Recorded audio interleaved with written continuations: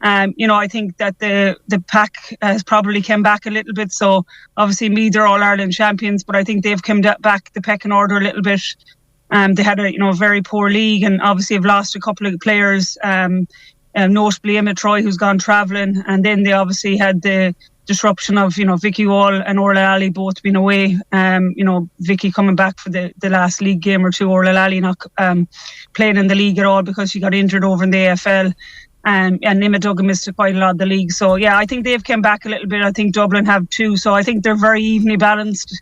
I think Kerry are probably the team that are a step ahead of everyone else, and obviously you could see that by their Division 1 league final performance against Galway. So they've been building over the last few years, obviously been in the All-Ireland, losing to Meath.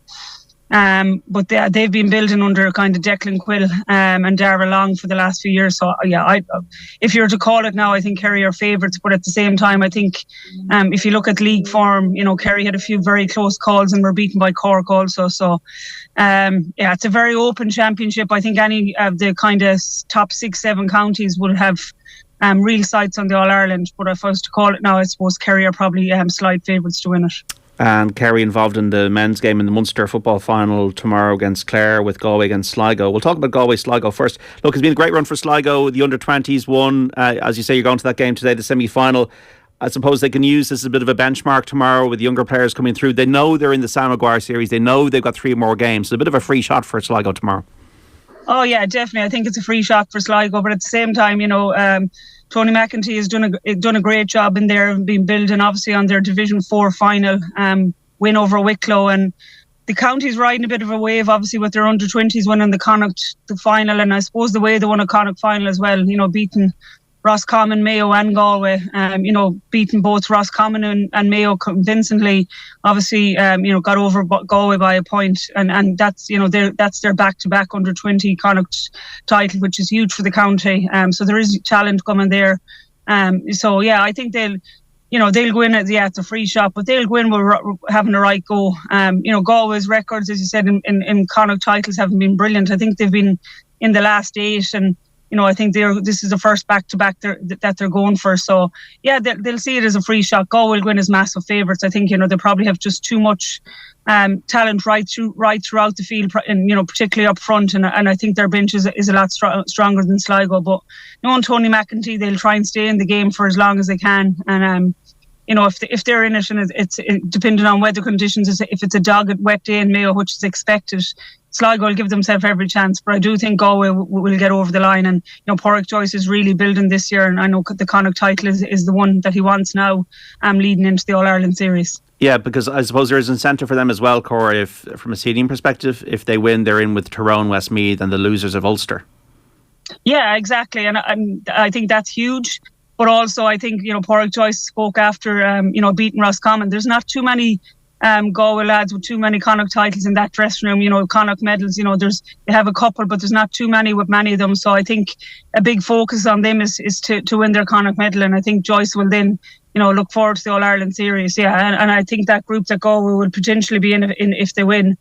Is one that they'd be relishing as well. And I suppose on the other in Sligo as well, people talked about them. Should they be would they be better off in the Tailteann Cup? I'm all for teams developing to get into the Sam Maguire. If you've made it, you're going to be developing against the good teams. And yeah, while if they do lose tomorrow, they still will be looking at the All Ireland series and targeting certainly a couple of games that they could win. So it doesn't matter if they lose the 3 games to Sam Maguire. It's better to be in that road than the Tailteann Cup. Yeah, I just think you're just playing higher quality of teams, and the teams that they could potentially play if they do lose the Connacht final tomorrow, they will target, and yeah, there'll be some of them that they'll look and I think they're would be potentially in Group 3 with Dublin. Now there'll be teams that they'll probably look at and they might struggle with, but yeah, they'd certainly prefer to be playing the higher division teams, because they're being operating out of Division 4, and if you get the opportunity in a group series of an All-Ireland to come up against Division 1 or Division 2 team and see where you're at, and you've a crop of 220 Connacht title winners coming through over the next kind of couple of years, and potentially if they Sligo get over Kerry today, they might be in an All-Ireland final. That's great building and great momentum, and it just grows the game down in Sligo. Yeah, while the Talton, they were there last year and they gave it a good rattle. I think they got to a semi-final.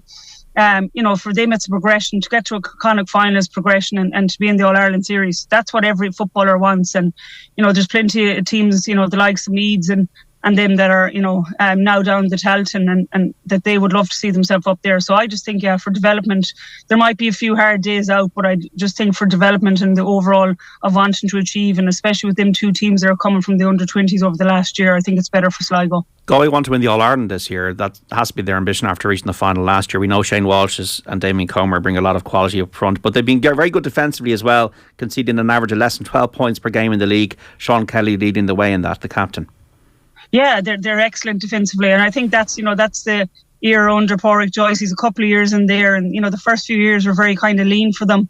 And last year obviously getting to the All-Ireland final, and really it was very close right up to the end, in a game that they probably potentially looked at they could have won. But from just Joyce and the talk that's around Galway, that he's really going for that, and I think he's added to his squad this year. His defence are very, very strong. As you said, Sean Kelly is probably doesn't get the accolades of a Comer or Walsh, but no, he's a pivotal player for them and a huge leader.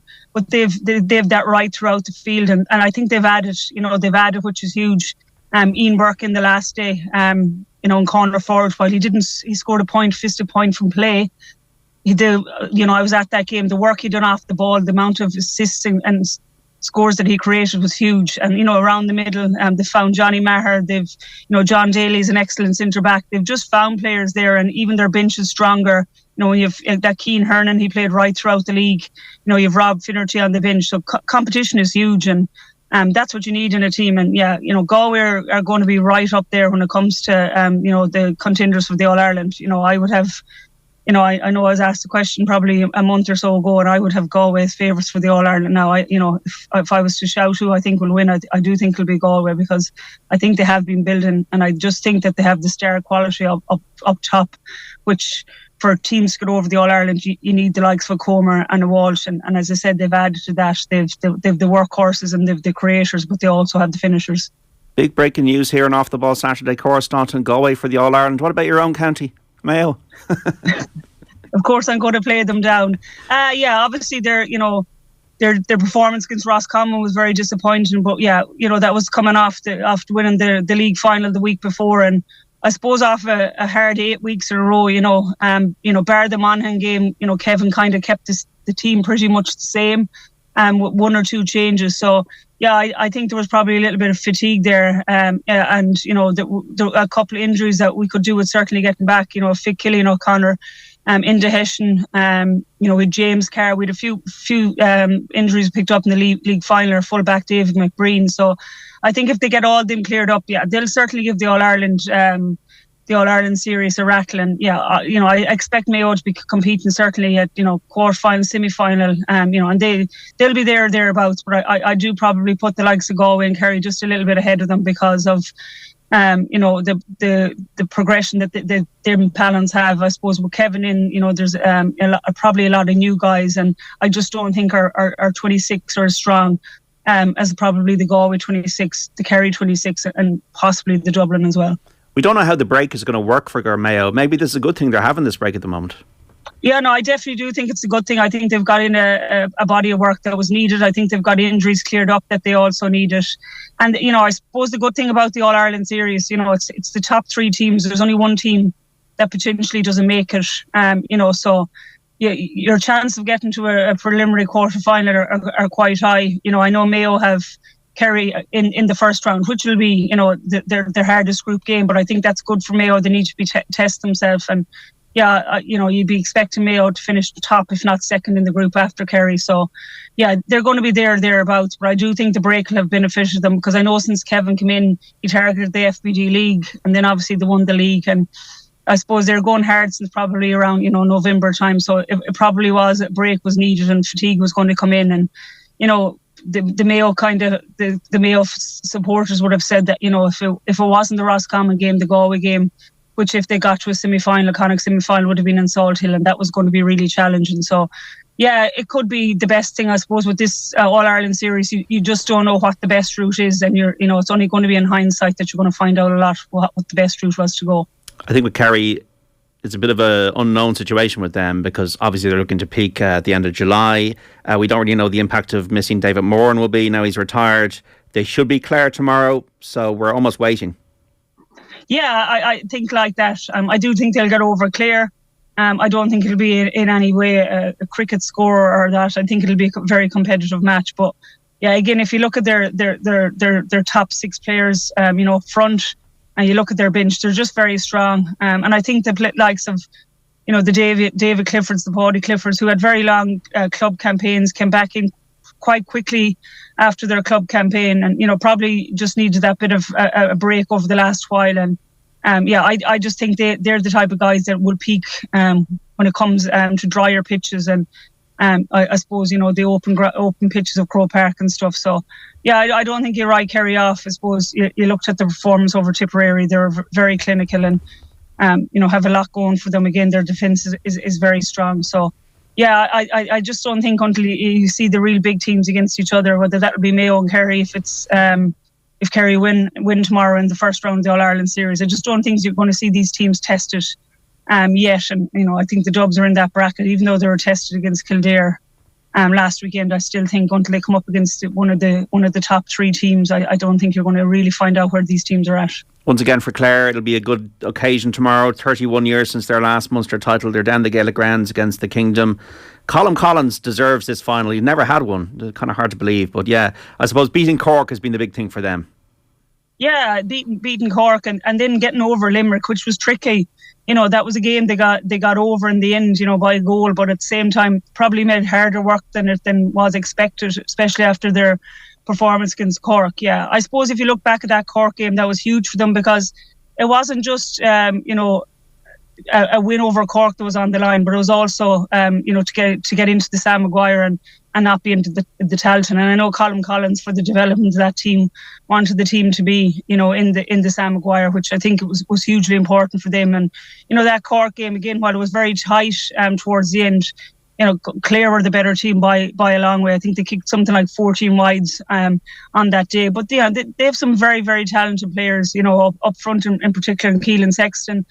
Jamie Malone has been a stalwart for them in centre back, and obviously their captain Owen Cleary. So they'll give Kerry a right rattle. Any team that Colm Collins manages, they front up and they're not afraid, and they'll go at them. I do think in the end Kerry will have too much quality, but I do think that it'll be a game for certainly 40 or 45 minutes. And in terms of what you've seen so far in the Championship, Cora, like teams that have maybe surprised you in their progression, or teams that have disappointed you a little bit that need to bounce back?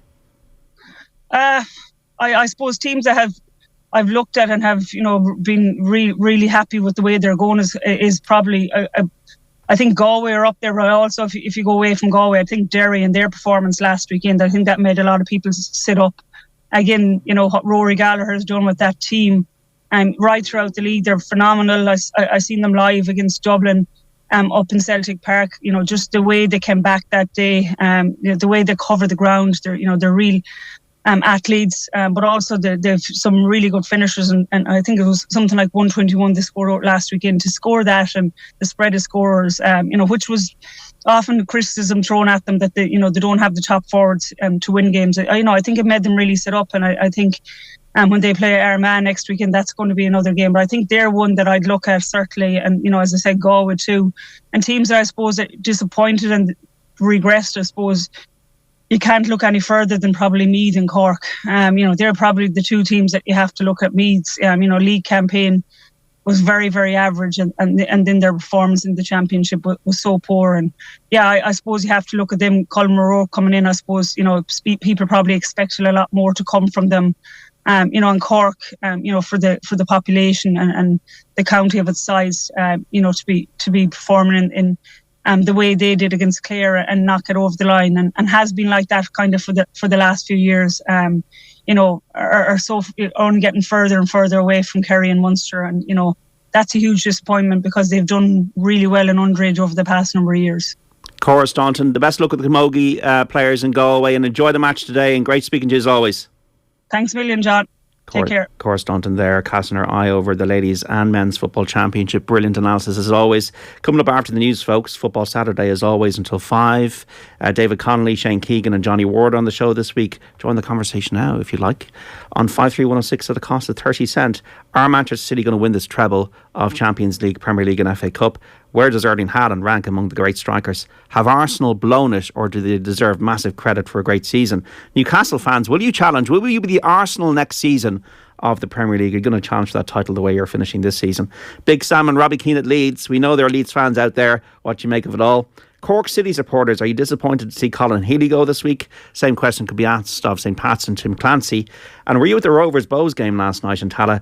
Did Rovers deserve it? Were Bows unlucky not to get a penalty? Can we do a bit more in terms of as a standard of refereeing in this country? Off the Ball Saturday on News Talk. Back after this with Football Saturday between 3 and 5.